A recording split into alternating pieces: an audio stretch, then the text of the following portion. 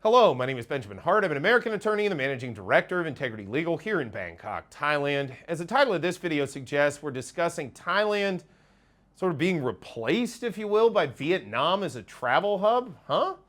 So I thought of making this video after reading a recent article from the Thai Examiner, that's thaiexaminer.com.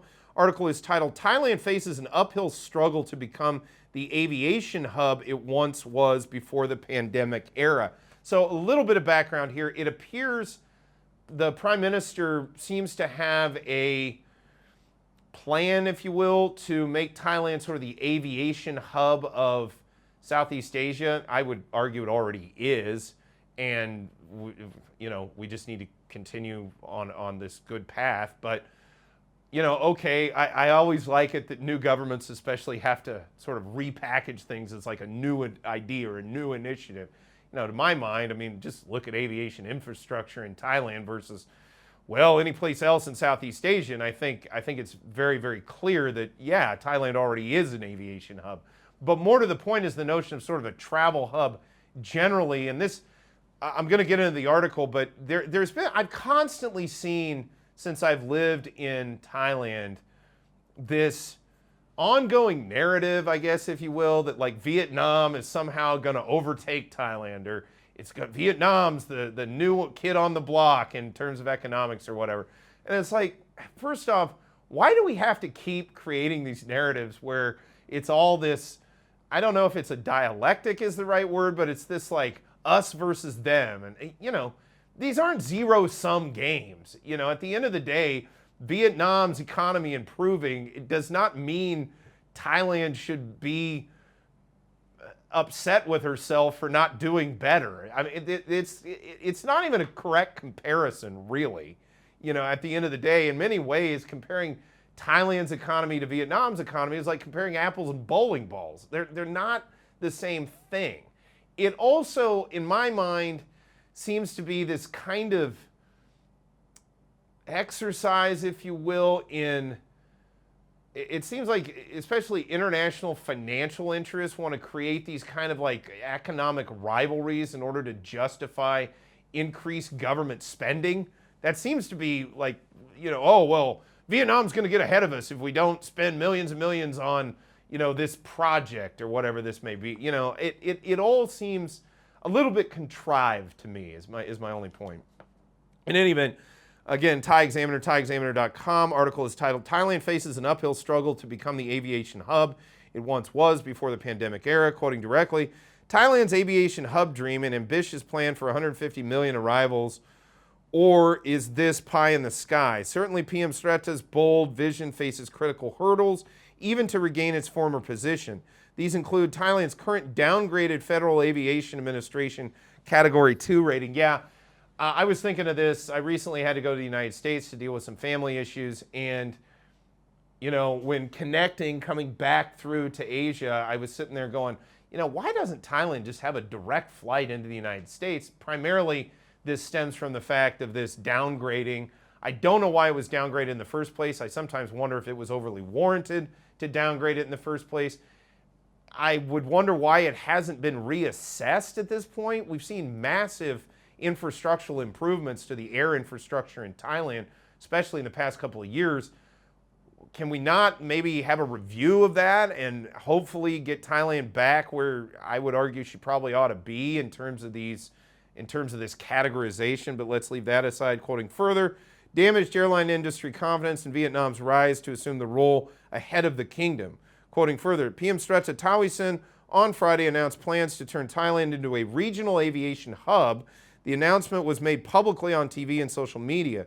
It certainly should be a strategic aim for Southeast Asia's second largest economy. At the same time, it is appropriate for a country so centrally placed in the region. Indeed, previously Thailand enjoyed such a role. Well, that's actually more to the point. Thailand has this already. It is an aviation hub. It's not that it's going to lose that. It just, other countries may become more sophisticated in the meantime. Well, that's probably going to happen. That's kind of the way the world works. Quoting further, however, a disastrous review by international inspectors in January 2015 significantly damaged the country's aviation prospects in the long term. Yeah, I remember when that went down, and first of all, I've often wondered, was there at least some element of political motivation there? Because this was the aftermath of the events of 2014, which Thailand was in an international context, you know, kind of looked askance at by certain international establishment players. Was there an element of political, perhaps, motive behind that downgrading? I often wonder. Quoting further, afterwards, this was followed by the 2020 overnight closure of Thai airspace to all carriers. Well, yeah, I'll get into that in a minute. Hold on, let me finish this quote. This was something which caused irreparable damage to Thailand's economy. Subsequently, the shambolic handling of access to the country during the virus emergency further damaged relationships with airlines. In short, it eroded confidence. In the meantime, Vietnam in 2019 emerged as the successor to Thailand for the role. Wow. Hold on a minute. Let me go through this point by point. So let's start. Afterwards, this was followed by the 2020 overnight closure of Thai airspace to all carriers. Now, let's take that for what it is. Fair enough. However, and look, I was doing the videos in the moment talking about the COVID response, okay? So I think I have at least some standing to talk the way I am going to right now. Yes, Thailand imposed a true quarantine, and they truly did. I've said this before and I'll say it again. Thailand truly imposed a quarantine. Thailand did it begrudgingly. If you go back and look at the record in March of 2020, when they did finally sign the emergency decree and bring it online, initially it was supposed to be temporary. That temporariness lasted until 2022? Did we finally have the emergency decree lifted in 2022? I think that's right. October of 22, I think it was when it finally was fully lifted. But if you go back, nobody wanted to impose quarantine measures. You know, I remember people thinking at the time, myself included, oh man, this would be devastating for the tourism sector, you know, and it didn't seem to warrant it, except for the fact that the WHO came in and basically changed their definition of what constituted a pandemic, which then triggered international agreements and internationally created mechanisms which have been promulgated into Thai law, which resulted in certain national response. That national response was a by-the-book quarantine, unlike a ton of other countries. Let's be clear on that. The United States didn't do a true quarantine, and it seemed really odd because they were letting in planes from places that they said had this thing, while at the same time telling everybody to mask up and do all this silly stuff. And meanwhile, they're letting planes come in from places like China. It was very odd to watch. Thailand didn't do that. Thailand imposed a true quarantine. Okay? Now, quoting further, and I would argue, did it only after a tremendous amount of international pressure was put on the country to do it. I think that's another thing to bear in mind. I remember this happening March 2020, and nobody was really thrilled to be doing this. They basically said, are you sure we really, you know, the way I looked at it, it seemed like at the time people were sort of saying, are you sure we really want to do this? I mean, this is a major drastic step. Well, they did it. And Thailand truly zipped up its borders. It went, you know, for a month, nobody could get in. Thai nationals included. You know, we did the videos at the time of all of this. And we followed it all the way through, the sort of reopening and the limited types of people that could get in at the beginning. Only people that had a work permit that were foreigners were allowed to even come back in the country other than permanent residents. It was Thai nationals, permanent residents, work permit holders. If you recall, retirees couldn't get back in. Those who were in Thailand on a family-based visa, an O visa based on marriage or Thai children or something, they couldn't get in. You know, no, it was a true quarantine, especially for that first month. Again, Thai nationals couldn't even get back into Thailand.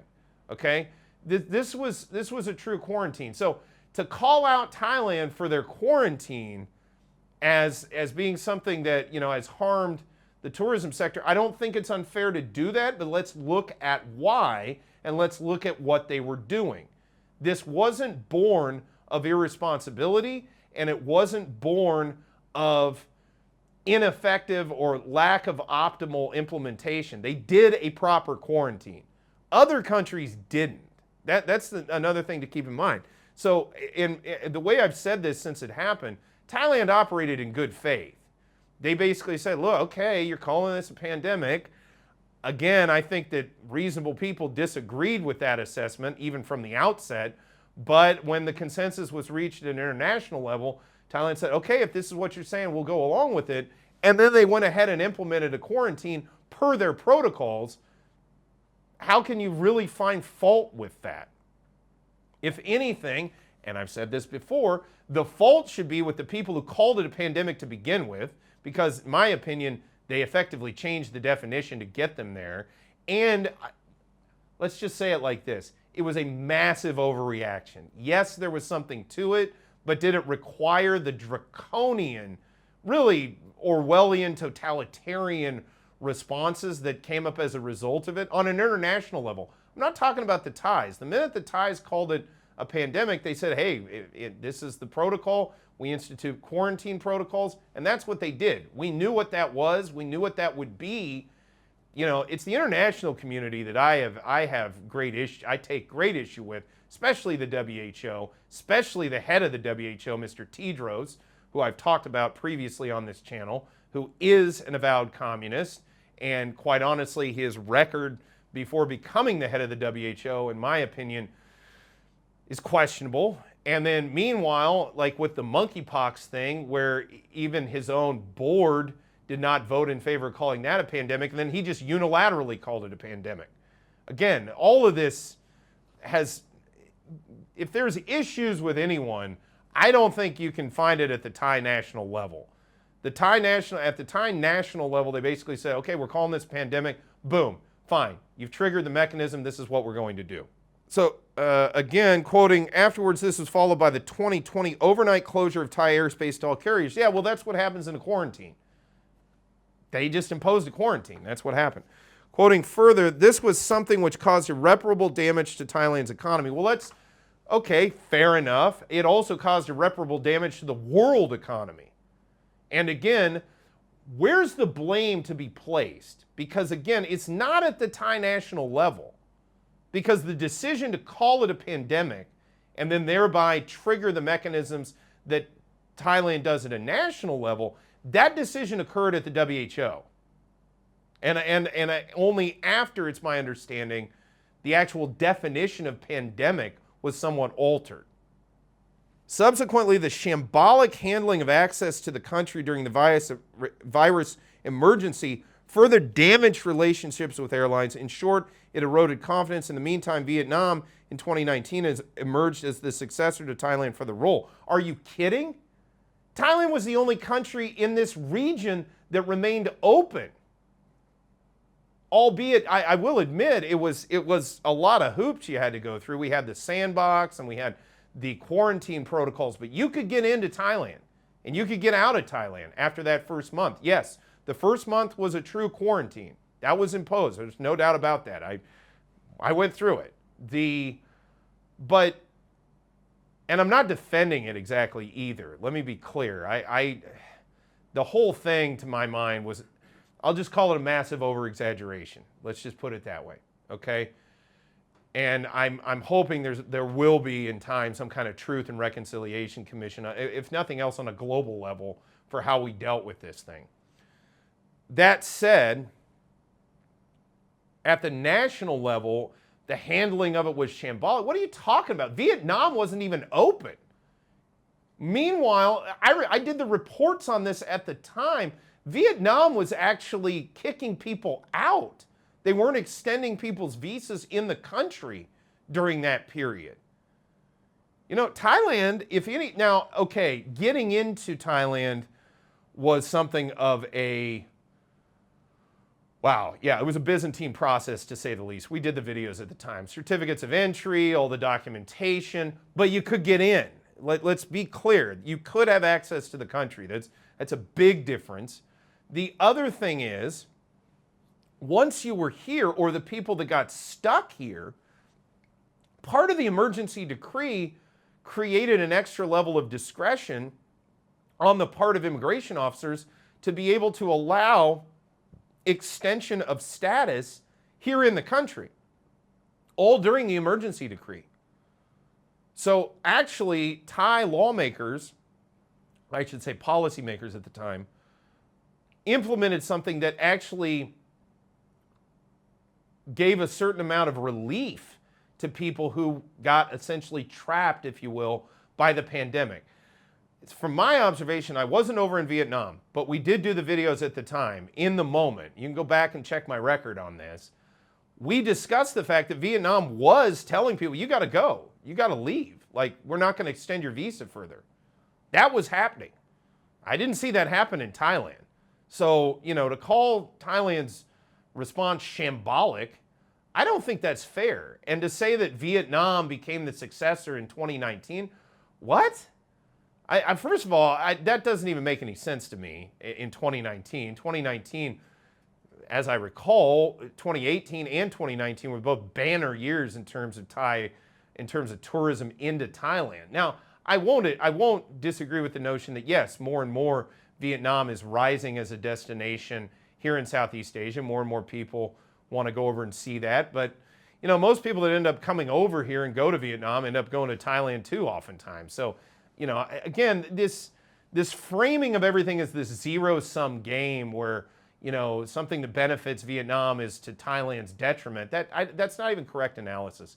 In any event, again, I fail to see where Vietnam was the big good guy or something compared to Thailand in terms of pandemic response, especially from a visa context, because again, as we've discussed, Thailand had a regime here in place that at least accommodated folks who were put out by the pandemic. Again, we did the videos at the time. Vietnam was telling people to leave. They weren't giving people extensions in the same way that we're given here in Thailand. So the thing to take away from this video, in my opinion, is, first of all, it's not a zero-sum game. There's not going to be, the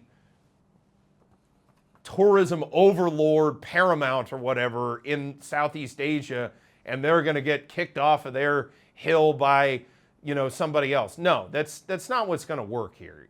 At the end of the day, Thailand is going to remain a major tourism destination. It's going to remain a major aviation hub, and I stress the word remain. It already is this thing.